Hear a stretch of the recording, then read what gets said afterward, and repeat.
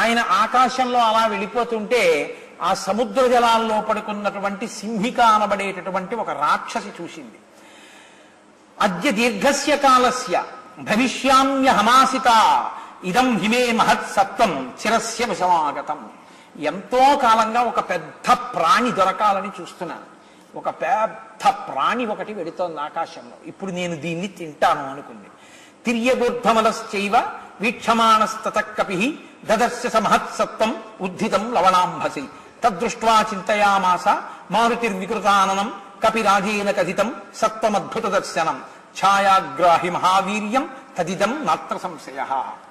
ఆయన వెంటనే అనుకున్నారు, ఓ నేను బయలుదేరుతున్నప్పుడు సుగ్రీవుడు నాతో చెప్పాడు, దక్షిణ సముద్రంలో నీడ పట్టి లాగగలిగినటువంటి ప్రాణి ఉంది అని చెప్పాడు. ఇదే, అందుకనే నా గమన శక్తి కుంటుపడింది, ముందుకెళ్ళలేకపోతున్నాను. ఇది నన్ను పట్టుకుంటోంది, వెళ్ళనివ్వట్లేదు అనుకున్నారు.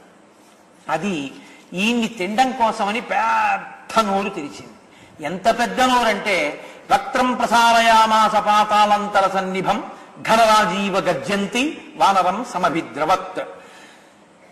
ఓ పెద్ద గర్జన చేస్తూ పాతాళం ఎలా ఉంటుందో అంత నోరు తెరిచింది. తెరిచి ఎగిరి ఆయన్ని పట్టుకోవడానికి ప్రయత్నిస్తోంది.